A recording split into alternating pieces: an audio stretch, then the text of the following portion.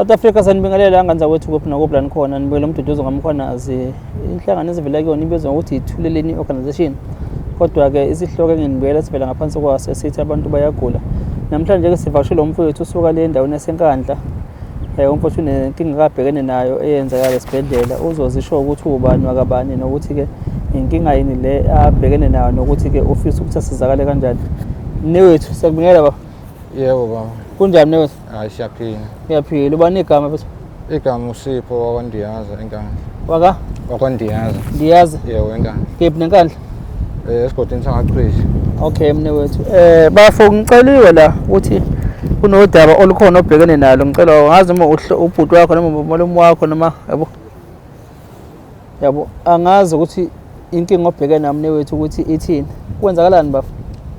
Hey, shuthi baba lapha ngibe nenkinga from 2022. Yebo. Ngike nga find out ukuthi ngine skin cancer. Okay. Shuthi nganginesilonda nje la esayidini langa right. Alright.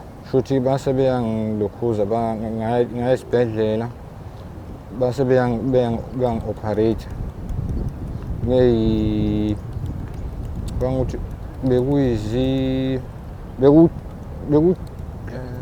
January 2022 ya. Okay. 2022. Hayi emva kwalapho nje ngakhona futhi ukuthi ngidle kahle emase ngiqedile ukuthi bengi-operate nje kahle. Operate kephi bese? Khona la. Okay. Ngoba basiklina nje isilonda lesi ngoba kwakunembobo nje basiklina base bethatha inyama la ethangeni. Base beyavala ke ngaso la. Okay. Emva kwalapho ke ayi ngathi mangiphuma esibhedlela nje yonke into yaba right. After lapho ngicabanga ukuthi kube izinyanga. From ngoba bangi-operate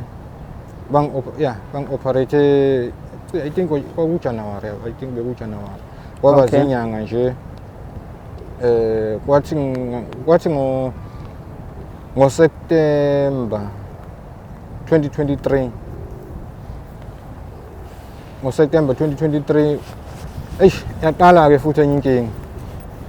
Akwangabe kusadleka ke manje kwaya ngokuya kwavaleka amazinyo. Ngagcina ngingasakhona ukuthi ngikwazi ukudla. Ngo 2023 I think beku February ngabuyela futhi esibhedlela. Okay. Ngayokwenza ilokhuza ngakwenza i-dentist.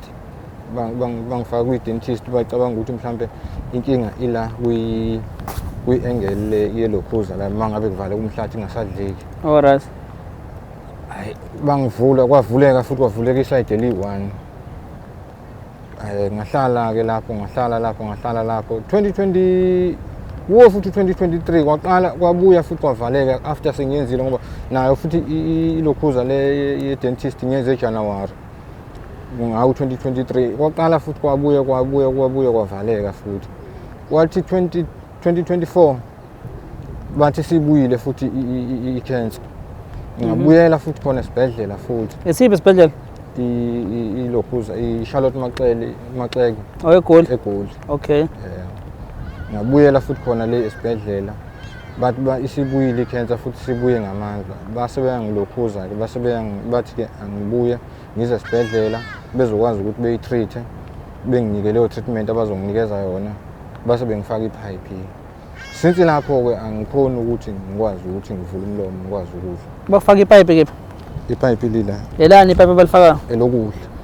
Awukwazi ukudla ngomlomo? Sengiyakhona manje ukuncenga kodwa nakhona amazinyo awavuleki.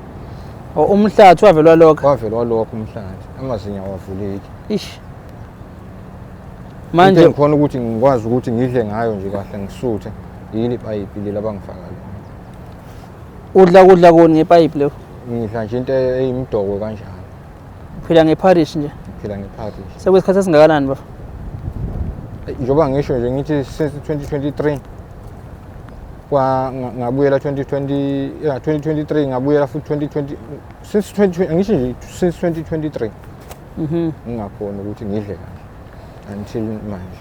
bathini bona esibhedlela mhlawumbe bayakubona mhlawumbe ukuthi khona le nkinga esikhona mhlawumbe banaso isixazululo abathi mhlawumbe bangenza ngayo ukuthi baphinde ba-operate?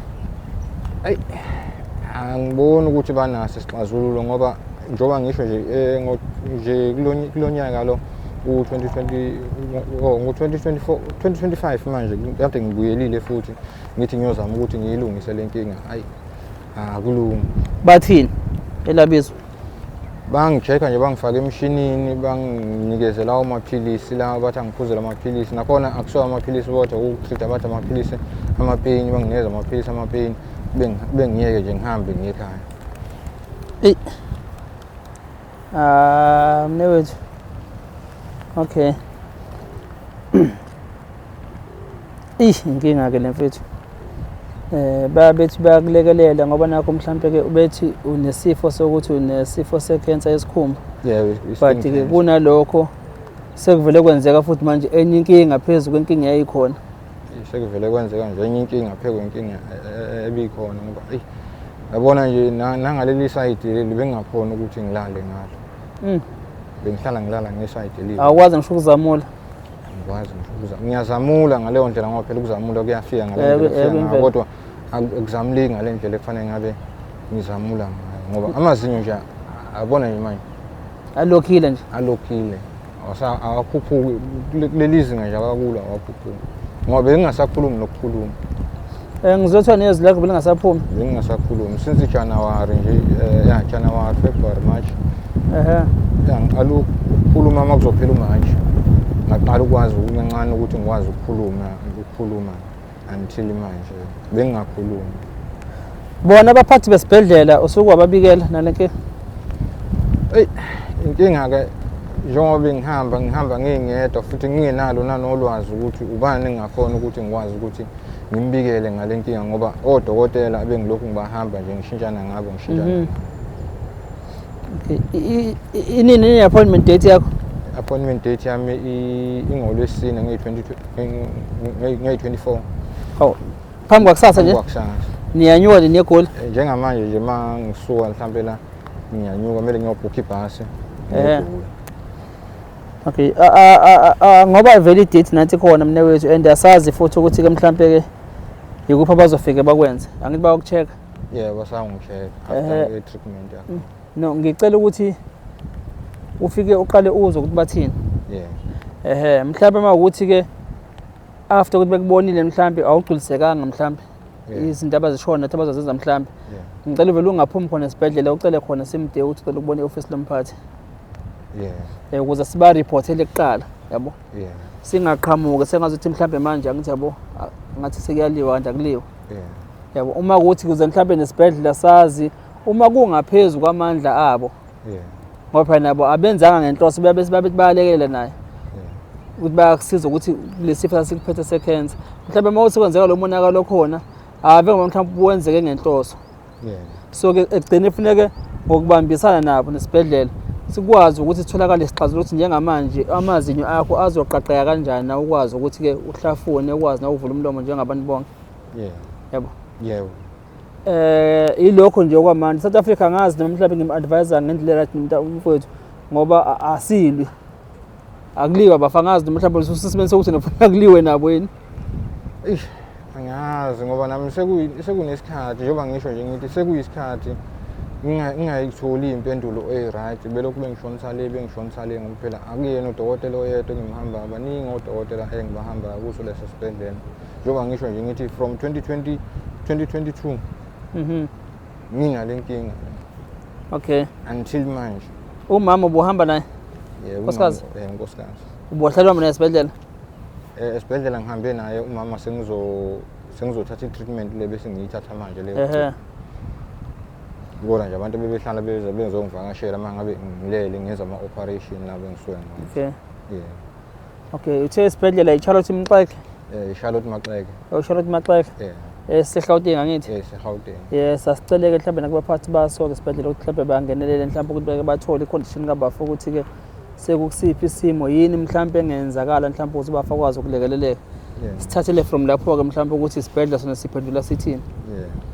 Ngoba ngiyacabanga ukuthi mawukuthi mhlawumbe odokotela abakhona mhlawumbe nabo sengaphezulu kwamandla abo sengazi namhlanje ukuthi kucelwa abanye bazolekelela mhlawumbe nabo ukwazi ukudlula esimeni sabo bakuxilonge nabo babone ukuthi yini mhlawumbe engenzeka kuze kusilungiseke isimo sakho nawe ubuyele ube umuntu njengabantu bonke Daba.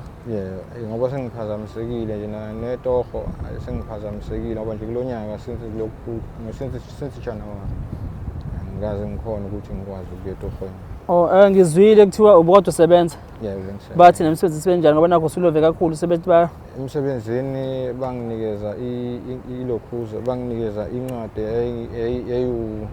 85 days enginike insuku ezu5 ukuthi bezokwazi ukuthi bengikhokhele. After lapho abazange besangikhokhele base benginikeza amanye amaphepha ukuthi kufanele lawo maphepha ahambe ayogcwaliswa udokotela. Ngathi ke mina la maphepha ngeke ngikwazi ukuthi ngiyegula ngoba KZN sisemakhaya ngizothi mangabe ngibuyela kwi-appointment yami bese ngikwazi ukuthi ngifike ke udokotela ngimnikeze owagcwalise ngingazi ukuthi ikuphi lokho azogcwalisa ngoba bathi khona lokho afanele akwenze bathi kuyini medical report njalo bathi medical report. So angazi ke ngindaba zodokotela ngindaba zama medical report ukuthi kusuke kwenzakalani kodwa bathi ngifike ngimnikeze wona lamaphepha. Kwathiwani into esindayo njengamanje awukwazi ukuqhula? Njengamanje angikwazi ukuyiqukula ngoba manje senginqendela nale pipe leli ukuthi mhlawumbe ngizothi ngithi ngithatha into esindayo mhlawumbe ngithikameze ngoba namandla awekho. Emsebenzini vele ngiqhula ngezinto emsebenzini mina ngisebenza umsebenzi wasePushari. What? WasePushari. Okay. Futhi nje ngenza amavosi ngiyakhatha kulomshini ekhatha slice izinto nje njalo. Bangeke mhlawumbe nabo sibaceleke abasemsebenzini mhlawumbe bayibona icondition yakho nesimo ukuthi ave ngoba ulove ngoba ukuthi inhloso umsebenzi wonke edingakala esikhathini samanje akho umuntu ongawudinga umsebenzi but not isimo okusona bas understand basibone kungabe sengathi mhlawumbe manje wena uhlala wakhe ekhaya uhlelo ngoba ungafuni ukusebenza ukuze bazwelane nawe mhlawumbe ukuthi basimo sokuthi siyogcina uNkulunkulu esenze sazazi ukulunga mhlawumbe bathothi amathuba akho umsebenzi basalivolile ithuba lokuthi usangakwazi ukuphinda ubuye inkampani ekwazi ukuthatha. Bengingajabula mangathiwa kungenzeka mhlawumbe bekwazi ukuthi benginike lelo thuba lelo. Ngiyacela nje South Africa yini igama lebusha? Erikpan Butchery. Siyasicela nje ngani zakwethu angazi ke Erikpan emakhulwini isisuthi emakhulwini isibhunu angazi ke isibhunu valhlanani yele isibhunu angisazi. Siyacela nje ukuthi kubaphathi bakhona Nkosi engathi bangaba nofefe esimene sikamfethu. Cha mnewethu ngingakubambezela ngoba nakho nawe usuke emakhaya ngathi nakade nivukile konkandle amahlathi amnyama lapha na. Nivuke ngoba umnyama vele. Edala sivukile. Liphuma emahlathini vele amnyama khona le nkani. Asingayenzi ibe yinde mfethu i-interview yethu shese sikudedele. Ngizozwa ngawe ke mnewethu ukuthi mabe qeda udodela ngawe bese nje uhlala phezulu kocingo ungazisi ukuthi yabo. Sibone lapho ukuthi njengenhlangano ithulini sizothatha sibeke ephi ke thina ngoba lokho. Siyabonga mnewethu. Siyabonga.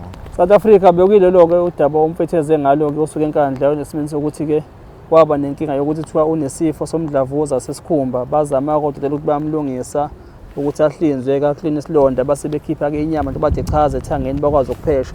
Inkinga ke sibe khona suvele ke umhlathi yavele yabopha omlomo wasakwazi ukuvuleka ileso simabheke nazo kodwa akasithemba ukuthi uNkulunkulu mfethu uzokwazi ukulasipha amandla umfethu akwazi ukulungiseka nabo odokotela abekubona uThixo abapha amandla baqhamuke nesolution abangawazi umlela ngawo mfethu. Siyabonga bekilokho South Africa nisele kahle emakhaya.